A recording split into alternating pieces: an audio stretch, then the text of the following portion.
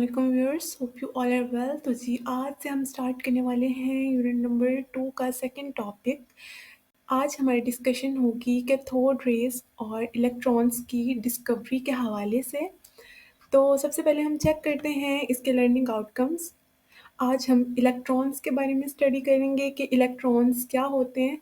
फिर हम cathode rays की डेफिनेशन को स्टडी करेंगे और उसके बाद हम कैथोड रेज की प्रोडक्शन को देखेंगे। फिर हम कैथोड रेज की प्रॉपर्टीज़ के हवाले से डिस्कशन करेंगे और एट द एंड हम इस पूरे प्रोसेस का कंक्लूजन चेक करेंगे। तो सबसे पहले है what is electron.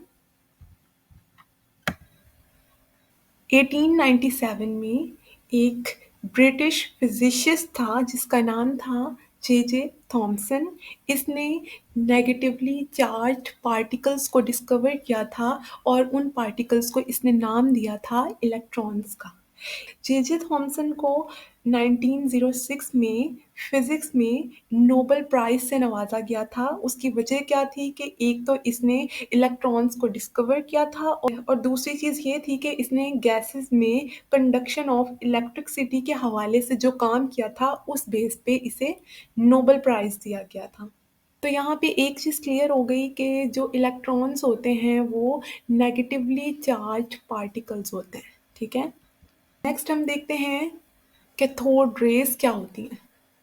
Cathode rays are actually streams of electrons that are emitted from negative electrode and move to positive electrode of a vacuum tube. हमारे पास कोई वैक्यूम ट्यूब हो या कोई डिस्चार्ज ट्यूब हो, उसके अंदर दो इलेक्ट्रोड्स फिट होते हैं। एक नेगेटिव इलेक्ट्रोड होता है राइट साइड पे, एक पॉजिटिव इलेक्ट्रोड होता है। ठीक है, अब नेगेटिव इलेक्ट्रोड से कुछ रेज एमिट होती हैं। ठीक है, और वो नेगेटिव से क्यों एमिट हो रही होती हैं? क्योंकि वो नेगेटिवली चार्ज रेज होती हैं। ठीक है, वो एक्चुअली में रेज क्या होती हैं? वो इलेक्ट्रॉन्स की एक स्ट्रीम होती है जो नेगेटिवली चार्ज होने की वजह से नेगेटिव पोल से एमिट होती है, नेगेटिव इलेक्ट्रोड से एमिट होती है और वो मूव करती है पॉजिटिव इलेक्ट्रोड की तरफ। तो उन रेज को क्या कहा जाता है? उन रेज को कैथोड रेज कहा जाता है। ठीक है, नेक्स्ट हम कैथोड रेज की प्रोडक्शन के हवाले से डिस्कशन करने वाले हैं। तो सबसे पहले हम चेक करते हैं कि इसकी प्रोडक्शन में हमें किन किन मटेरियल्स की ज़रूरत होती है। सबसे पहले तो हमें चाहिए एक ग्लास ट्यूब, एक डिस्चार्ज ट्यूब, एक वैक्यूम चैम्बर चाहिए, एक वैक्यूम ट्यूब चाहिए। ठीक है, दूसरे हमें दो इलेक्ट्रोड्स की ज़रूरत है जो एक पॉजिटिव साइड पे होगा और एक नेगेटिव साइड पे। एक पॉजिटिव टर्मिनल होगा और एक नेगेटिव टर्मिनल होगा। उसके अलावा हमें एक हाई वोल्टेज बैटरी चाहिए। ठीक है, और एक हमें पंप चाहिए, एक वैक्यूम पंप चाहिए ताकि उसे हम प्रेशर अप्लाई कर सकें, प्रेशर कम कर सकें या ज़्यादा कर सकें। तो सबसे पहले हम इसकी एक डायग्राम देख लेते हैं। वो पूरा जो ऑपरेटस है वो इस तरह आपको शो होगा, जैसे यहाँ पे डायग्राम शो हो रही है। आपको यहाँ पे डिस्चार्ज ट्यूब शो हो रही है, जैसे ये जो हाईलाइट एरिया है। ठीक है, इसमें जो रेड टर्मिनल्स लगे हुए हैं, एक कैथोड है और एक एनोड है। ठीक है, यहाँ से आपको ये भी पता चल जाएगा कि कैथोड के ऊपर नेगेटिव चार्ज होता है और एनोड के ऊपर पॉजिटिव चार्ज होता है। तो और बीच में जो आपको कुछ डॉट टाइप लाइंस दिख रही हैं, ये एक्चुअली क्या है? Cathode rays.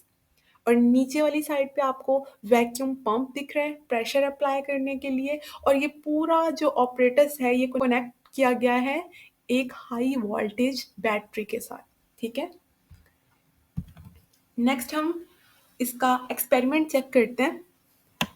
जे थॉमसन ने एक ग्लास ट्यूब ली और उस ट्यूब के अंदर दो इलेक्ट्रोड्स फिट कर दिए, दो मेटेलिक इलेक्ट्रोड्स, जो एक कैथोड था, मतलब एक नेगेटिव इलेक्ट्रोड था और एक पॉजिटिव इलेक्ट्रोड था। ठीक है, उन्हें इस ग्लास ट्यूब में फिट कर दिया और इस ऑपरेटर्स को उसने एक हाई वोल्टेज बैटरी के साथ कनेक्ट कर दिया।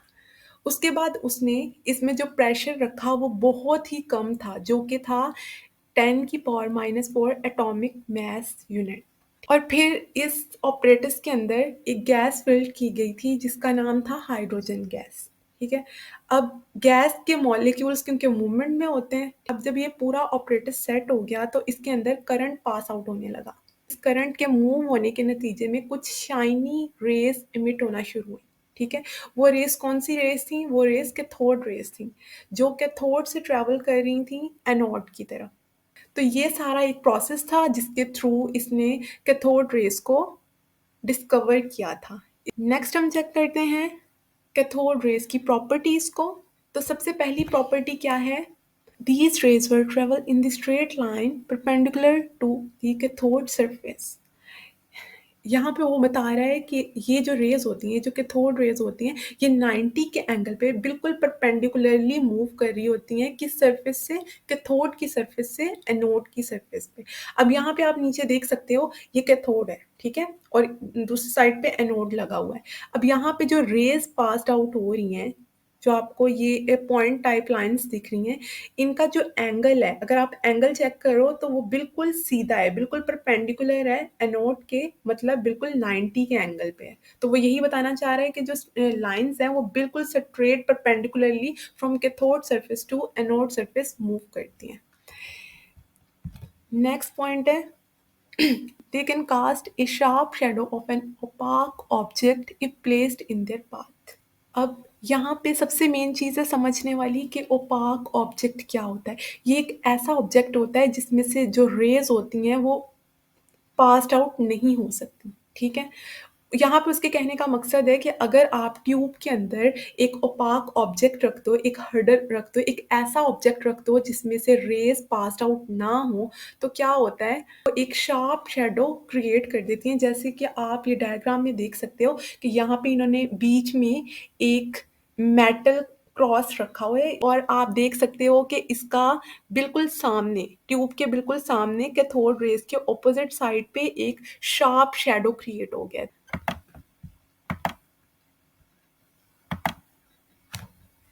नेक्स्ट है they are deflected towards positive plate in an electric field showing that they are negatively charged. यहाँ पे वो बताना चाह रहा है कि अगर आप डिस्चार्ज ट्यूब पे इलेक्ट्रिक फील्ड अप्लाई कर देते हो, जैसे आप डायग्राम में देख सकते हो कि बीच में इलेक्ट्रिक फील्ड अप्लाई की गई है जिसके एक साइड पे नेगेटिव पोल है और एक पॉजिटिव पोल है। अब क्योंकि कैथोड रेज़ जो होती हैं वो नेगेटिवली चार्ज्ड होती हैं, तो जब वो मूव करते हुए इलेक्ट्रिक फील्ड की तरफ आएँगी तो वो एनोड की तरफ जाने की बजाय वो पॉजिटिव फील्ड की तरफ, वो पॉजिटिव पोल की तरफ डिफ्लेक्ट हो जाएँगी, क्योंकि एनोड पे पहुँचने से पहले एक इलेक्ट्रिक फील्ड मौजूद है, जिसमें से एक प्लेट नेगेटिव पोल की तरफ है और एक पॉजिटिव है। अब नेगेटिव और नेगेटिव एक-दूसरे को अट्रैक्ट नहीं करता, जबकि नेगेटिव और पॉजिटिव एक-दूसरे को अट्रैक्ट करता है, तो बिल्कुल डिफ्लेक्ट हो जाएँगी, वो मूव हो जाएँगी। इलेक्ट्रिक फील्ड में पाए जाने वाला जो पॉजिटिव पोल है, ठीक है? नेक्स्ट पॉइंट है they raise the temperature of a body on which they fall.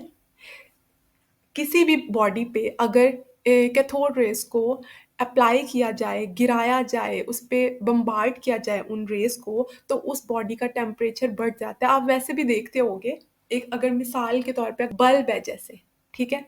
अब बल्ब में जो रोशनी पैदा होती है, ज़ाहिर बात है वो रेज़ एमिट हो रही है ना उसमें से, बल्ब में से भी। तो आप देखते हो कि जैसे ही बल्ब को ऑफ करो, वो टेम्परेचर उसका हाई हो जाता है। तो वही चीज़ वो बता रहे हैं कि ये जो रेज़ होती हैं, जिस भी बॉडी पे अप्लाई की जाती हैं, बम्बार्ड की जाती हैं, उसका टेम्परेचर हाई हो जाता है। नेक्स्ट है J Thomson discovered their charge to mass ratio. अब जे थॉम्सन ने इस एक्सपेरिमेंट के दौरान इसकी चार्ज बाय मास रेशियो भी डिस्कवर की थी, जो कि थी 1.7588 मल्टीप्लाई 10 की पावर 11 कूलम पर किलोग्राम। यहाँ पे जो ई है, यहाँ पे आपको जो ई शो हो रहा है, ये असल में जो चार्ज है, जो इलेक्ट्रॉन्स का चार्ज है, उसके मैग्नीट्यूड को शो कर रहा है, और जो मास है वो इलेक्ट्रॉन के, जो एम है वो इलेक्ट्रॉन के मास को शो कर रहा है, ठीक है? अब जो मैग्नीट्यूड है चार्ज का, उसे हम सी से रिप्रेजेंट करते हैं, जिसे कूलम कहते हैं, और जो मास है उसका आप जानते हो कि जो यूनिट होता है वो किलोग्राम होता है। नेक्स्ट है light is produced when these raise hit the walls of A discharge tube. जब ये कैथोड रेज डिस्चार्ज ट्यूब की वॉल के साथ हिट करती हैं, ठीक है, तो लाइट प्रोड्यूस होती है। अगली चीज़ उसने बताई हुई है, same type of rays were emitted no matter which gas and which cathode was used in the discharge tube. अब यहाँ पे जे थॉमसन ने तो हाइड्रोजन गैस इस्तेमाल की है। यहाँ पे वो कहना चाह रहे हैं कि कोई भी अगर गैस आप यूज़ कर लो, डिस्चार्ज ट्यूब में कोई भी गैस यूज़ कर लो, तो एक ही टाइप की रेज़ एमिट होंगी जो कैथोड से एनोड की तरफ मूव करेंगी। तो ये इसकी कुछ प्रॉपर्टीज़ थी। नेक्स्ट अब हम इसका फाइनल कंक्लूजन चेक करते हैं। The nature of cathode rays is independent of the nature of gas present in the discharge tube. Cathode rays पे इस चीज़ का कोई असर नहीं होता कि डिस्चार्ज ट्यूब में किस किस्म की गैस इस्तेमाल की गई है।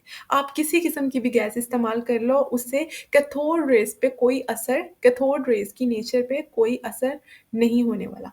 दूसरा है the fact that they cast the shadow of an opaque object suggested that these are not rays but they are fast moving material particles। अब opaque object की वजह से जो एक शेडो प्रोड्यूस हुआ, उससे जे थॉमसन ने ये प्रपोज किया, ये सजेस्ट किया कि ये कोई रेस नहीं है, ये फास्ट मूविंग पार्टिकल्स हैं। अब यहाँ से आपको ये भी आइडिया हो गया होगा कि एटम के अंदर जो इलेक्ट्रॉन्स होते हैं वो कंटिन्यूसली मूव कर रहे होते हैं। तो आज के लिए हमारा इतना ही लेक्चर था। होप्स आपको मेरी वीडियो अच्छी लगी होगी, आपको पसंद आई होगी, आपको मेरा वर्क अच्छा लगा होगा। अल्लाह हाफिज़, ख्याल रखिएगा अपना।